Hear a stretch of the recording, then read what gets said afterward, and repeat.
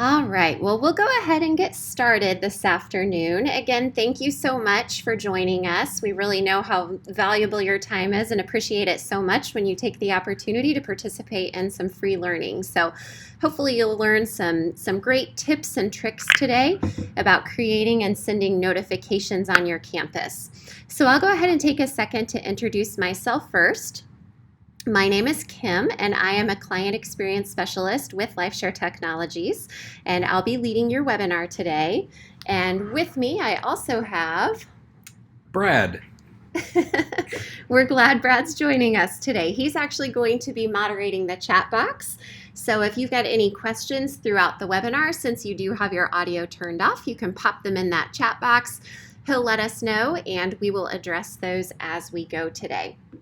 So this is a great webinar for you if you have ever created an event and you've worked really hard to plan that event, put in a lot of time and effort, and only a handful of residents show up. Or maybe you have a fun event coming up that you really want to highlight and showcase on your campus, and you just want the ability to easily remind your residents. So today our webinar is going to be all about creating and sending those notifications so that you can more conveniently remind residents of your upcoming events and activities in your community.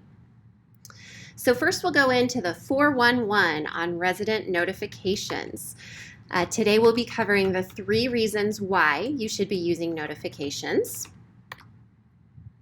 the 3 types of reminders that you are going to be able to send to your residents, and finally, we'll talk about how you can actually create and send notifications. So we'll go through the steps of how to do that on Community Share Admin. So first today we wanted to talk about why should you be using notifications on your campus. So we'll start with reason number 1. And that is because it's going to increase your resident participation. We all know the importance of social engagement among your population and how valuable that is for seniors to get out of their rooms and to be socially engaged with others and participating in activities.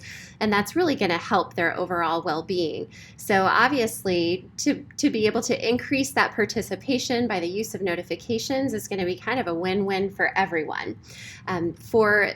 From several of our clients who have already used the notifications feature, we've learned that participation for their events has actually doubled in many cases. They've got better participation for big events, for resident meetings, and things like that. So it really has proven to be successful in getting those residents out of the room and more involved in your community. The second reason number 2, why you should be using notifications is no more of what we like to call the resident roundup. I'm sure maybe there have been some experiences on your campus where you've had to send your activities staff out from door to door, knocking to remind residents that an activity is about to begin. But this is going to be a feature that's going to save your staff time and free them up to do other more important work, whether that be working one-on-one with a resident, planning for future events and activities, or preparing for that activity, things like that. So it's going to save your staff time. Reason number 3, why you should be using notifications. They're super simple and easy to use, and not to mention they are free of charge. So our notification system is already built into our existing activities channel. So when you go in to create a new event, or even when you go in to edit an existing event, you can add your notifications right there within that activity. So really it's little to no extra work for you to do that. All right, so now we'll go ahead and cover the 3 different types of notifications. The first notification type is an automated phone call. So you have the ability to set up a reminder phone call before an event begins, and you can also determine which residents you would like to notify and how far in advance before that event begins you would like to send them the phone call. Okay, so when you set them up to receive the phone call, they are going to get a automated message that's basically going to state your campus's name, and then it's going to say this is a reminder that the activity named bingo, or whatever that activity's name may be, begins at such and such time. Okay? The second type of notification is a text message. So this is a great feature for you to set up before an event, especially for your more tech-savvy residents who might have smartphones. And they will just receive a text message on their phone that, again, is going to state the name of your campus. Then it's going to say reminder.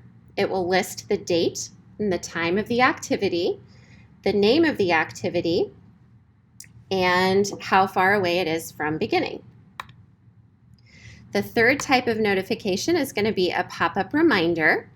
You can also choose to remind your residents through their LifeShare screen, and it's just going to be a pop-up feature that shows up on the screen that's going to let them know that the event is happening in 5 minutes, 10 minutes, 15 minutes, or however many minutes you choose to set that notification for in advance of the activity. All right, if you have any questions so far about why you should be using notifications or the different types of notifications, go ahead and pop those in the chat box. And then we're going to go ahead and start showing you how to do those things. All right, so since there are no more questions, we will go ahead and we will talk about how to set up your resident notifications. And I know we just had somebody chime in and say they don't have in-room LifeShare in their room, and that is totally okay. That's actually kind of what we're going to talk about now. They do not have to have in-room LifeShare in order to receive notifications from us. Okay, so before we begin, if you are logging into your LifeShare admin portal and you go to your residents and staff tab and you expand the plus sign to show the different units on your campus, if you do not see your room numbers listed, you can contact LifeShare support with a list of your room numbers, and from there we'll be able to set your resident notifications up. Okay, so before you are able to use this feature, we do have to have the ability to create resident accounts and assign them to a room. So we'll kind of get started with that now. And if that is something that you don't notice when you log into LifeShare, don't hesitate to send us an email at support@lifesharetech.com. And you can include the list of room numbers along with that email, and we would be happy to import that for you. Once you've got those room numbers, here are the steps that we'll take. All right, so step number one, once you have logged in, you are going to go ahead and click on that Residents and Staff tab. Then you'll go ahead and click on Create New Resident Account. Once you click on Create New Resident Account, you're going to see a new screen pop up where you're able to enter your resident's information. You can assign that resident to a room using the pull-down tab. You want to make sure you include your resident's first and last name.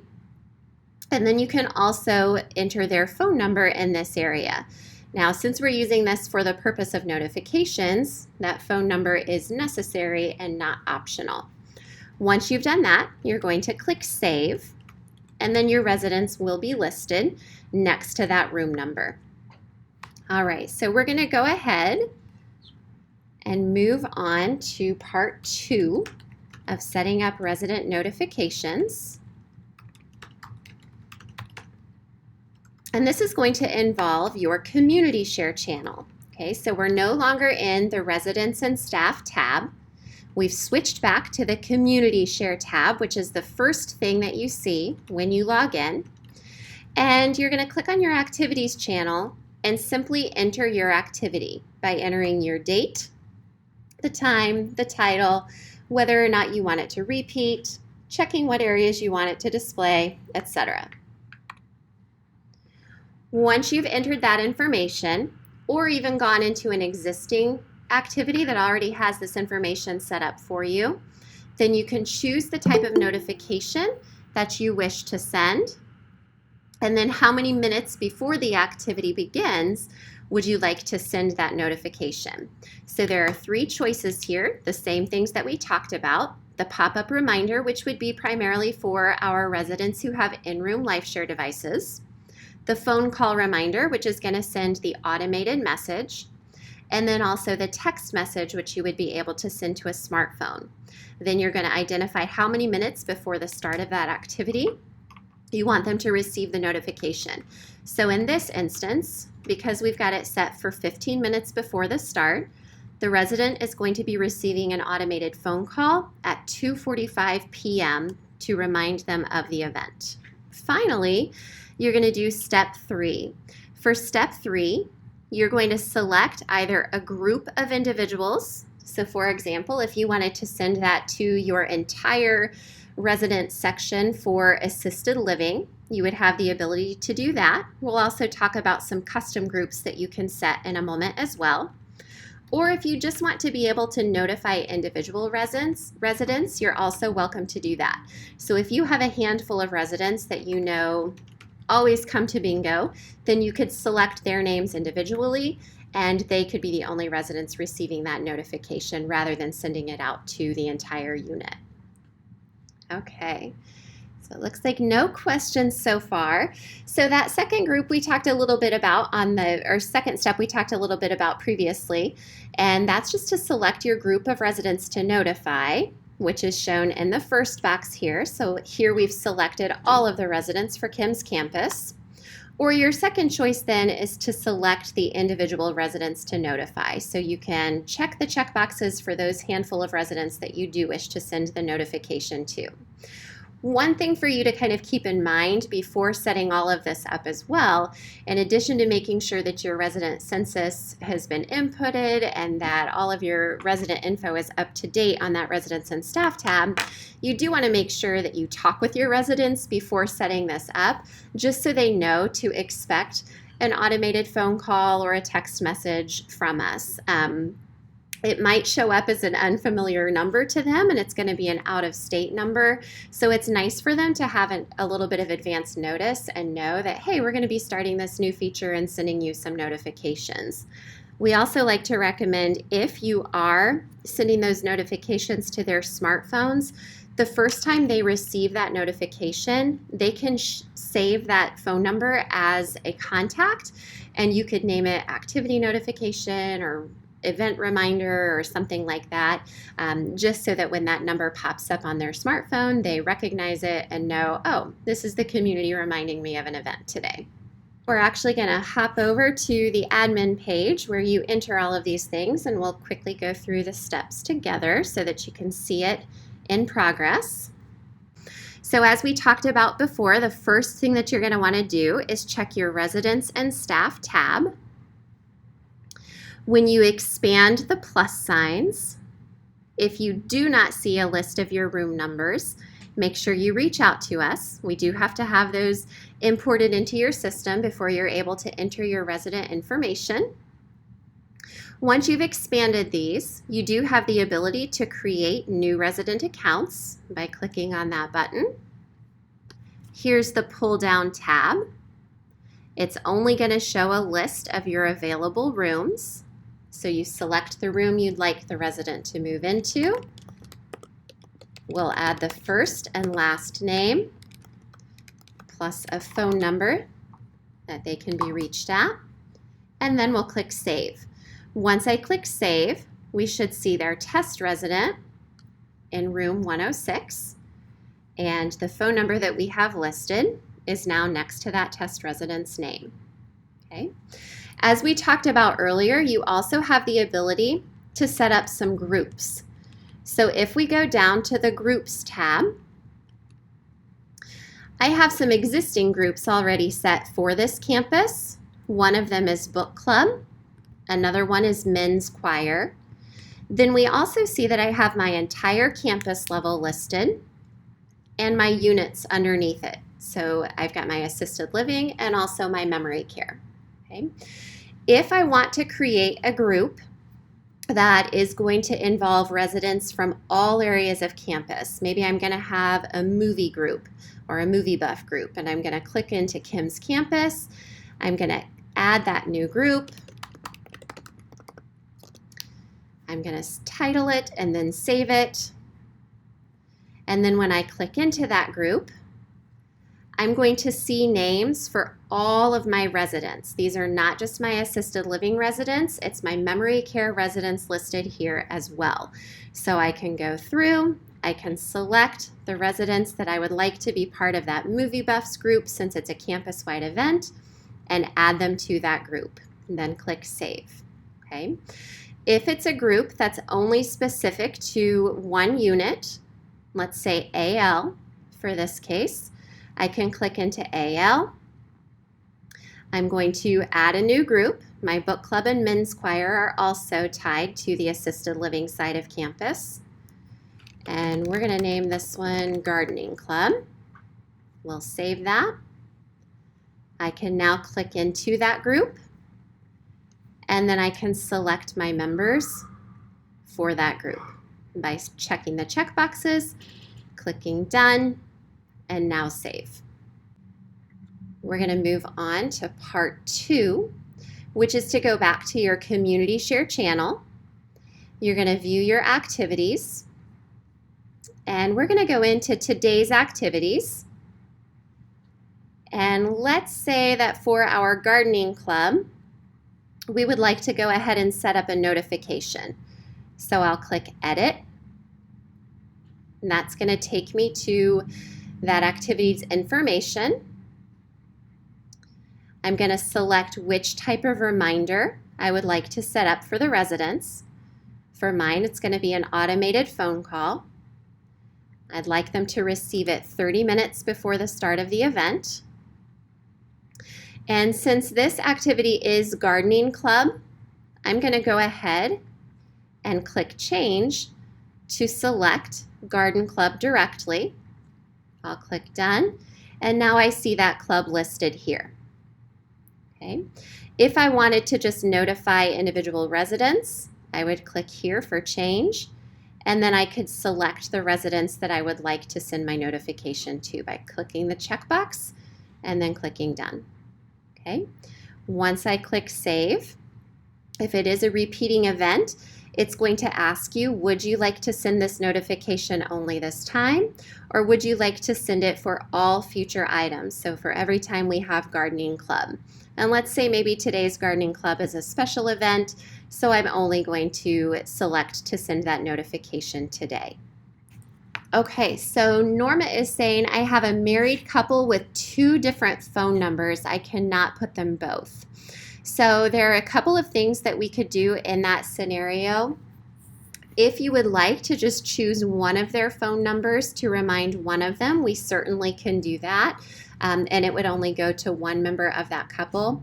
But we could also split that room into, let's say if they were in room 106, we could create for you a room 106A and a room 106B. That would allow you, Norma, to then go ahead and enter their information individually, so you could enter their own phone numbers and send them notifications that way. Okay. All right, so finally, we will go over a few additional resources for you.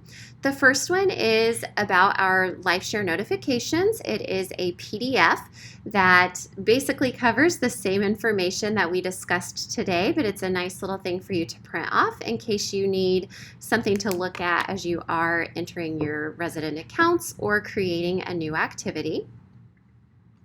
There's another help document here if you are interested in learning more about residence and room management. If you are using notifications, it is important that you do keep up with your resident accounts and that you've got them tied to the correct rooms and are keeping up with when they're moving in or out of your facility. So there's a helpful document here that you can take a peek at. And then finally, the last 2 are videos. Oops, sorry about that. The first video tells you about how to create resident accounts, and the second one is going to talk a little bit about the activity reminder phone calls more specifically. All right, last chance for any additional questions about creating or sending notifications. And of course, we hope that you know how to reach us after the webinar as well. So if you do have questions and you think of them when the webinar is over, you can always email us at support@lifesharetech.com. Okay. Well, thank you all so much for your time today. Again, we really appreciate it.